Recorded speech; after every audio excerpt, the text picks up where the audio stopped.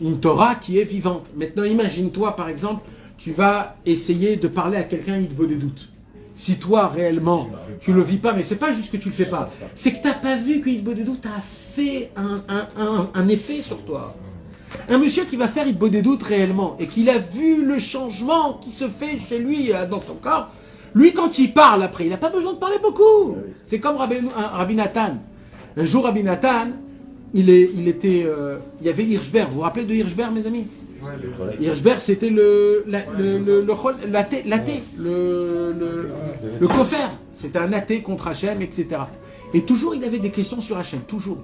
Même qu'on lui disait, on lui disait, toujours il revenait. Et un jour, il s'est dit, j'arrête de voir Rabbi Nathan lui casser les oreilles. Mais un jour, il s'est trop retenu. Il n'en pouvait plus, il a dit, ça, il faut que j'aille voir Rabbi Nathan, lui poser toutes mes questions.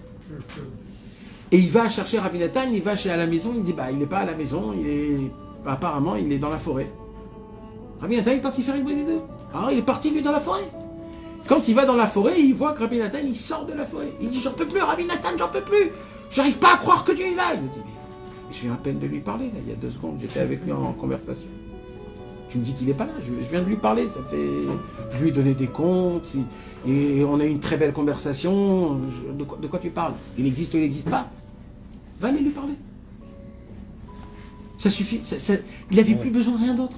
Il n'avait plus besoin de rien d'autre, pas ni de preuves, ni plus rien d'autre. Pourquoi? Parce que un monsieur qui est en face de Dieu, il a la émouna qu'il est en face de Dieu, il lui dit tout ce qu'il a fait, il demande pardon.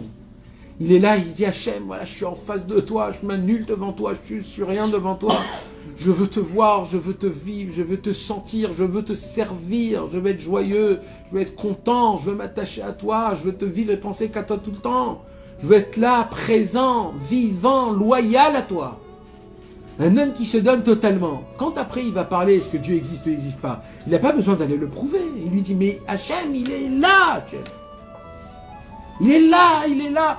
Le monsieur, c'est comme avec Rabbi Israël, je vous ai déjà dit, mes amis. Nous, à l'époque, quand on habitait en France, Rabbi Israël, il habitait en Eretz Israël, alors on était tout nouveau dans les Breslev. On avait plein de questions. Comment il faut faire? Qu'est-ce qu'il faut faire? On ne savait rien, nous.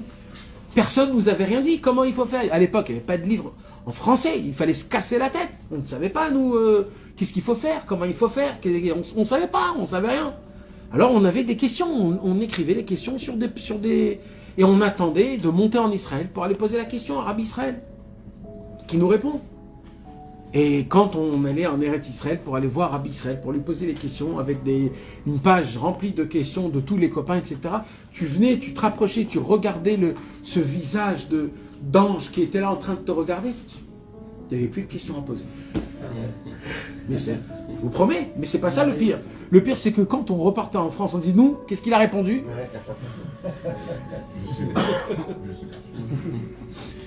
Je sais plus quoi dire. Et il n'y a plus de questions. Il n'y a plus de questions. Donc on apprend que quoi? Les questions, c'est quoi? C'est pas des vraies questions. C'est nous les problèmes. C'est nous qu'on crée ces problèmes-là. Ben, mes amis, c'est simple et c'est normal. Encore une fois, pour qu'on puisse comprendre, pour qu'on puisse réellement vivre ce que Rabbi Nachman il nous enseigne, il faut le vivre. Si c'est dur, prenez par exemple le Tikkun HaKlali. D'accord? Il y a dans le Tikkun HaKlali une Akdama. Comment ça s'appelle? Une introduction. D'accord? L'introduction, il faut la lire, mes amis. Il faut la connaître, cette introduction. C'est pas dur. C'est quoi cette introduction? Ça aussi, c'est un conseil de Rabbeinu. Réfléchissez ça pendant des semaines et des mois. Étudiez la Akdama du Tikkun HaKlali. C'est important de savoir. C'est une Torah en entière de Rabbeinu.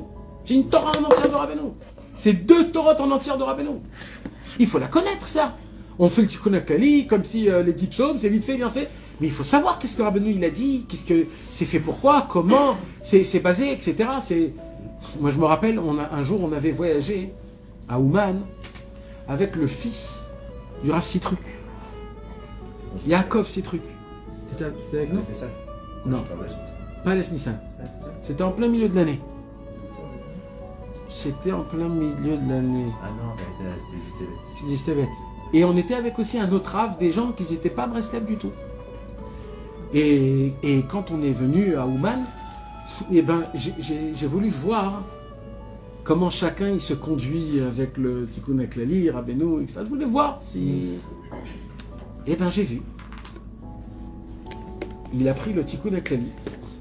Il s'est assis dans une chaise, pas comme tout le monde directement dans le Tioun, et il a commencé par la première page, toute la préface.